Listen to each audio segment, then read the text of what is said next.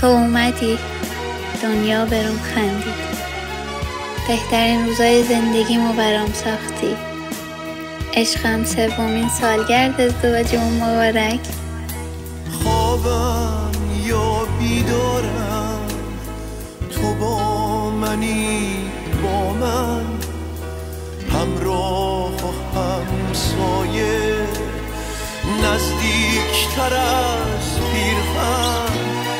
باور کنم یا نه، حرم نفس ها تو، ایثار تن سوزه، نجیب دستا تو.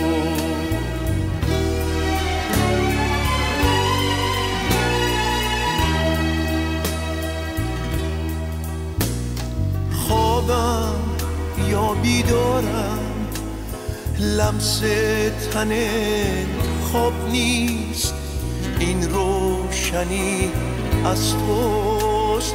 بگو که از آفتاب نیست، بگو که بیدارم.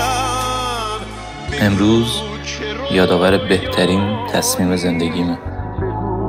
عزیزم، 3مین سالگرد ازدواجمون مبارک.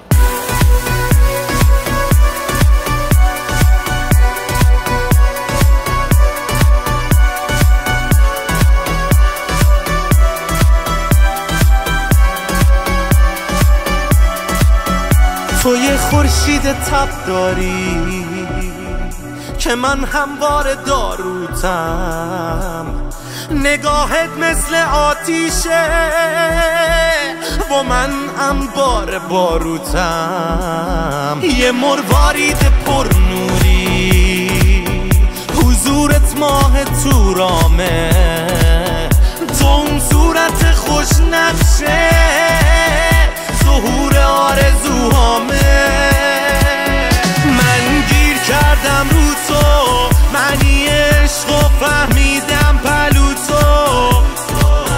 من گیر کردم رو تو، از خودم گمتر میشم هر چقدر میگردم. من گیر کردم رو تو، معنی عشق و فهمیدم پلو تو. من گیر کردم رو تو، از خودم گمتر میشم هر چقدر میگردم. با تو یه سالم مثل یه روزه، هیچی تکراری نی هنوزم که هنوزه. دوباره تو با یه بوسه کردی منو خمار اون چشمای ناز و مرموزه. با تو یه سالم مثل یه روزه، هیچی تکراری نی هنوزم که هنوزه. دوباره تو با یه بوسه کردی منو خمار اون چشمای ناز و مرموزه. من گیر کردم رو تو، معنی عشق و فهمیدم پلیته.